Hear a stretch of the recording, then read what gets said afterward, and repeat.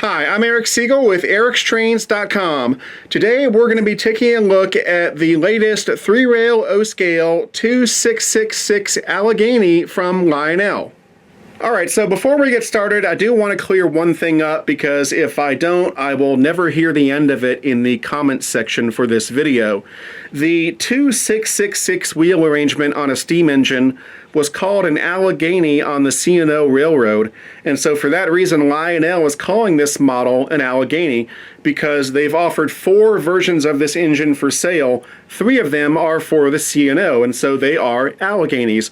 The 4th version is what we have here, and that's for the Virginian. However, on the Virginian, these engines were not called Alleghenies, they were called Blue Ridges. Same engine, it just had a different nickname. On the Virginian, they were called Blue Ridges.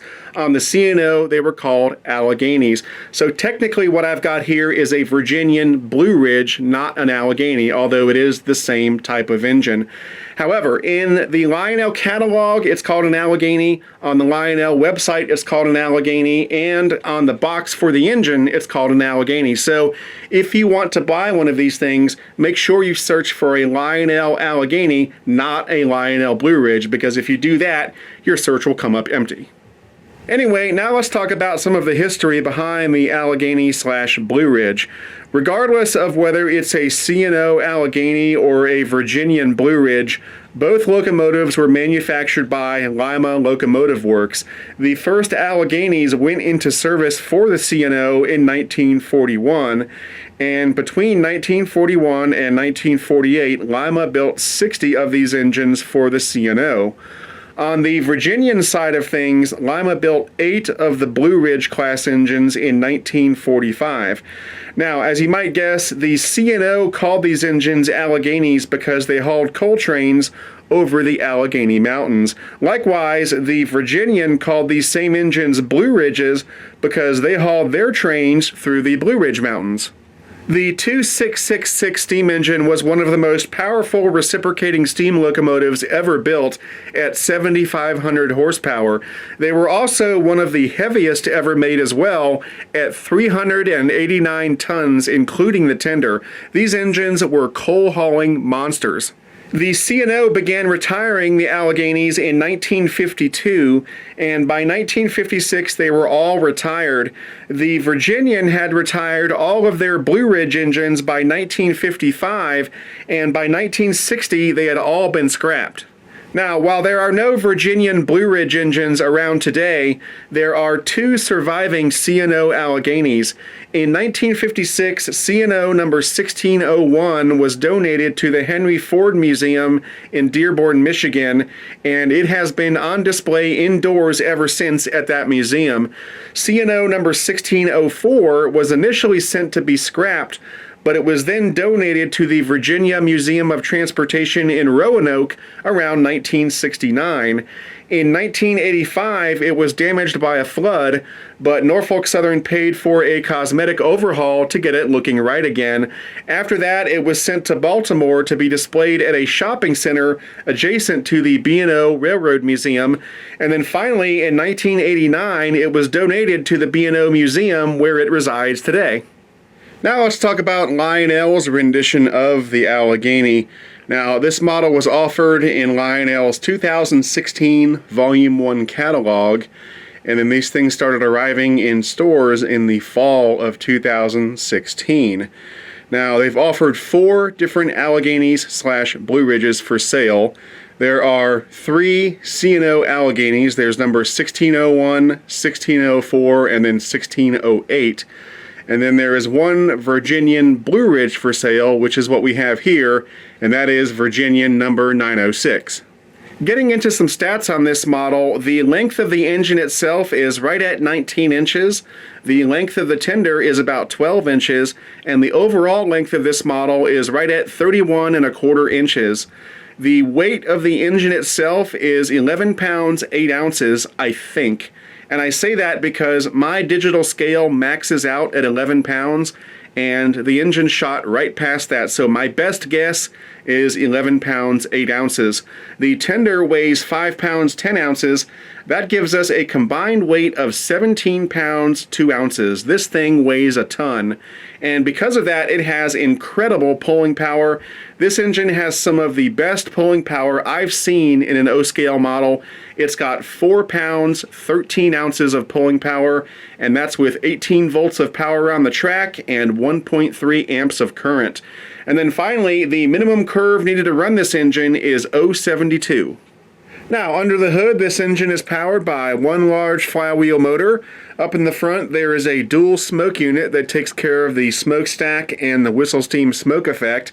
And then back in the tender, you'll find the electronics for legacy command and legacy rail sounds. As is typical for an engine like this, there are 3 ways to operate it. The preferred method is to use Lionel's legacy command system, as that will give you access to all of the engine's advanced features. However, you can also run the engine with Lionel's classic TMCC command system, or you can run this engine conventionally with just a transformer and some track. As we zoom in for a closer look at this engine, here is the front pilot area, and boy, what a job they did here. This looks fantastic. We've got safety tread on the steps here. There's a little cow catcher type grill there in the middle. We've got a dummy scale coupler, and the engine also comes with a dummy O-gauge coupler that can be swapped out if you want to double head the engine. But as it is, we've got this coupler cut bar right here, and it's actually connected to a pin that goes down through that dummy scale coupler. That looks great. We've got some air hose detailing here, some piping up here, ladders on either side, lots of grab irons. We'll see more of this in a minute when we go up higher. And then back here you can even see some of the steam piping that's going to go to the cylinders that we'll see in just a moment. As we move up toward the front of the smoke box, again, everything looks fantastic. We've got safety tread on all of the walkways. We've got an operational headlight with lighted number boards on either side, lots of separately applied metal grab irons all over the place. We've got these awesome looking air pumps on either side. There's a little brass bell here. We've got lighted number boards up on top and operational marker lights on the side. And if we reach down in here, we've even got this little door that opens up on the front of the boiler. Like that. As we move around the side, you can see one of the 4 sets of cylinders on this engine. There are 2 up front and 2 in the middle, and you can see some of this really nice steam piping. It looks great. And here we have the front set of drivers, and all of this wonderful drive gear looks amazing when the engine is in motion. And above it and back here you can see all of this wonderful piping detail. It looks outstanding. And then moving back, we've got one of the cylinders on the second set of cylinders back here and the second set of drivers. Again, it looks amazing, and look at all this great detailing up here. It doesn't get any better than that. And here we have the firebox area as well as the trailing truck that's under the cab. And once again, everything looks fantastic here. We've got all sorts of detail popping out all over the place. This engine does have the variable ash pan glow effect, so when the engine is in operation, there's a red glow emanating from the ash pan, and as the engine picks up speed, that glow becomes more intense. As we move up, here we have the exterior of the cab, and again, everything looks great. We've got some nice add-on detailing here with these white metal steps. Then we've got the windows, and they kind of telescope out like this, which is really nice. And of course, there are clear plastic inserts in the windows. They look great, and it's the same story on the other side of the cab. On the interior of the cab, as you can see, there are 2 hand-painted crew figures. There's one right here. The back head is nicely detailed. There is a red glow in the firebox when the engine is in operation. And the cab is also illuminated, and that light does turn off automatically when the engine starts moving. As we begin to move down the side of the boiler toward the front, you can see we've got lots of nice add-on details. We've got the handrail and various pipes going on. We've got this nice air tank up here. There's one on the other side as well, and you'll get a better view of these when we look at the engine from the top side. And as we continue to move on down, you can see even more add-on detailing. It looks great. And then we've got a nice legible builder's plate here as well. Here's a quick look at the other side of the engine. It looks pretty similar to the side we've already seen, with a few minor differences, of course, but there is one cool little feature that's on this side of the engine that I want to show you real quick. So on the front of the engine, there's a little piston piece right here. And I'm going to lift it up. Hopefully you'll be able to see it well enough.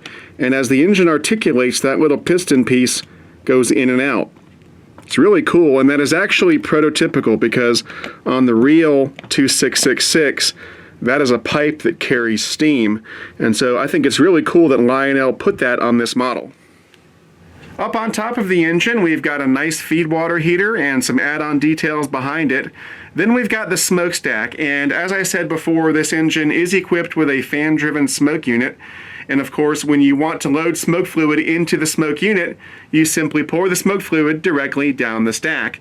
Now, on the other side of the smokestack, there is a little brass whistle, and there's a hole underneath the whistle for the whistle steam smoke effect. So when you blow the whistle on this engine, it shoots smoke out of that hole and gives the illusion of steam shooting out of the whistle. If you've never seen it before, it's really cool.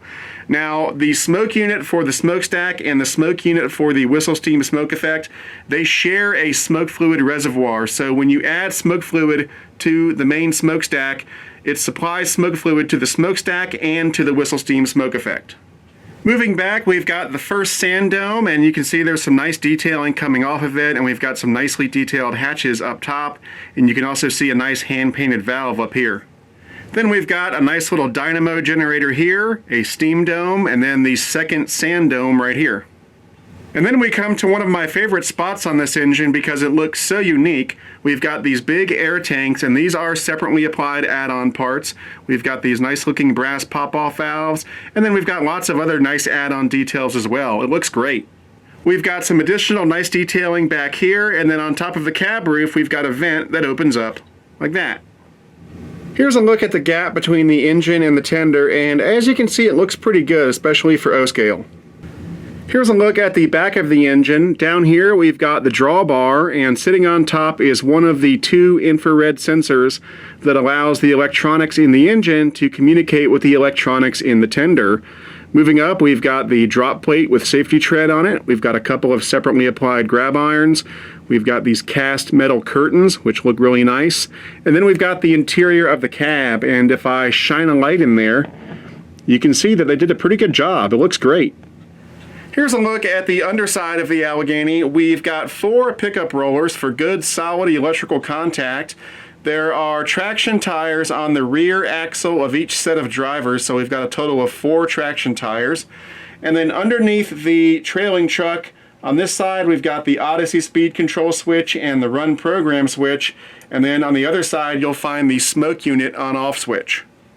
Alright, so that takes care of the engine. Now let's check out the tender, starting with the side here. We've got some nice rivet detail going on. Of course, that nice crisp Virginian logo down the middle looks great. Down here we've got die-cast metal truck side frames, and they look incredible. We've got nice little chains coming off each end of the truck side frames. That looks great. And then we've got some add-on metal ladders and grab irons on the corners.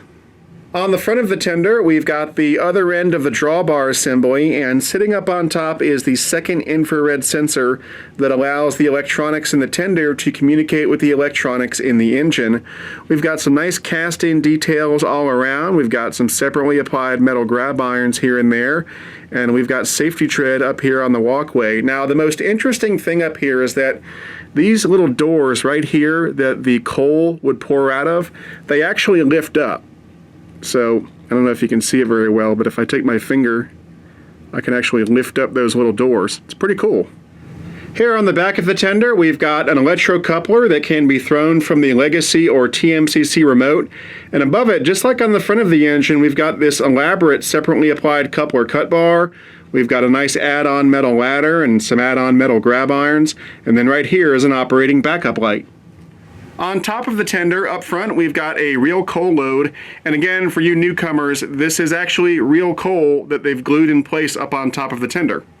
And then on the back side, we've got some nice rivet detailing going on, and then we've got these nicely done water hatches, and each of these hatches does lift up. Underneath this one, there's the master volume control. That's the only hatch that actually has something under it. The other ones are empty, and all of these hatches are held down with magnets, which is nice. And lastly, here's a look at the underside of the tender, which is very well done. There's a lot of nice detailing down here. Some of it cast in, some of it separately applied. We've got 2 pickup rollers, 1 per truck. On this front truck, there's the sensor for the Lionel LCS sensor track, if you choose to use one. And then under the rear truck, we've got 2 speakers for the sound system. Alright, the last thing we're going to do before we start this thing up is BFIMO, best feature in my opinion. Well, best feature is an easy pick this time around. The whistle on this engine sounds awesome. It sounds completely unique and different from any other engine that I have. You'll hear it in just a moment, and I think you'll agree it's amazing. Now, whether it's exactly true to the prototype, I couldn't tell you, but it sounds good, and that's all I really care about. So best feature in my opinion is the whistle. Alright, so let's go ahead and start this thing up. This is the dispatcher. Do you copy? I read you. Over. Okay, start her up. Stand by for track orders. Yes, sir. We'll fire her up. Out.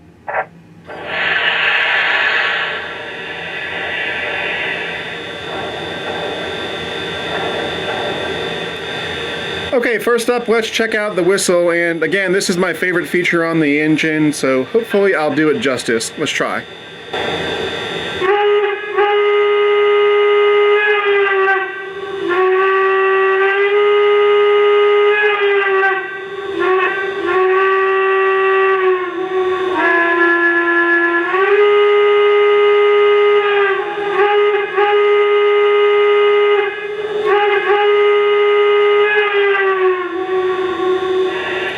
Up next, let's check out the bell.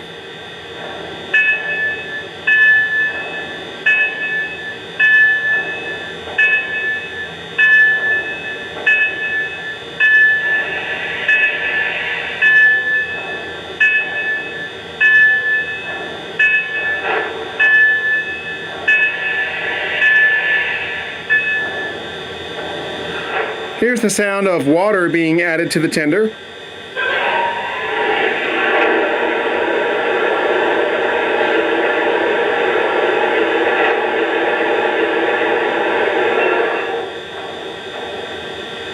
My water's full. Over. Acknowledged. Out. And here's the sound of coal being added to the tender.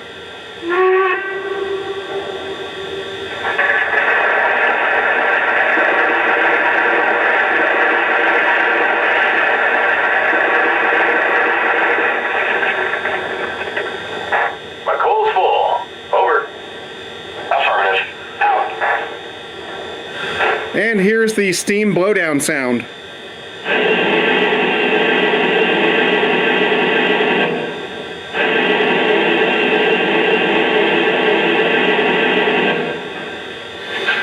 Lastly, here are the always super prototypical and accurate crew talk sound effects.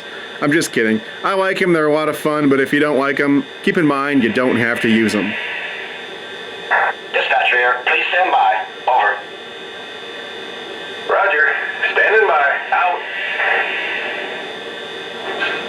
Dispatcher here. Take the green. Over. That's great. We're good to go. Out. My coal's full. Out. Dispatcher, am I cleared to the outbound? Over. Negative. Please stand by. Over. Roger. Standing by. Out. Tower, can we move yet? Over. Roger that. Take the green. Over. That's great. We're good to go. Out. Tower, stopped and ready to cut off. Over. Roger that. You're on your mark. Out. Okay, let's go ahead and roll it out.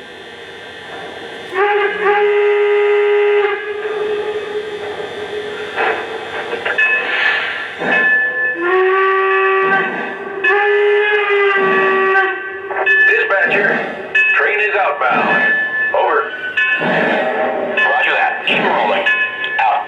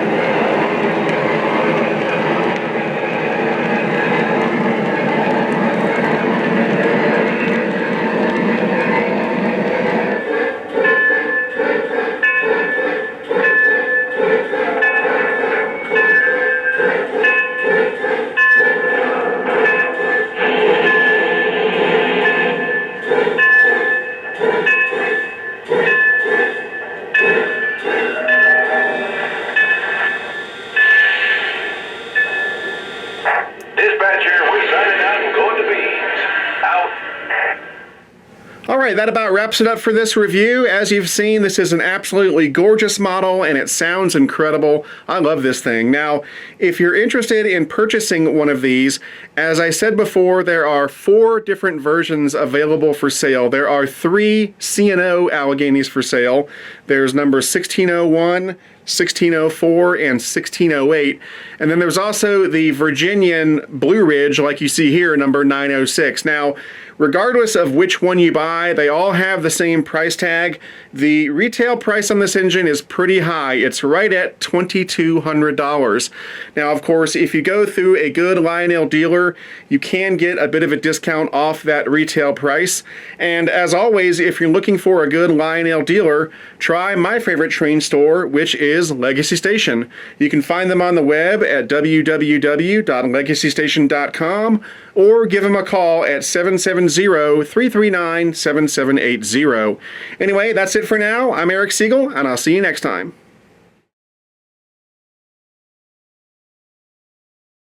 To discuss this model or any other O-Gauge trains and to meet other O-Gauge modelers, check out the O-Gauge Railroading Magazine online forum at ogrforum.ogaugerr.com.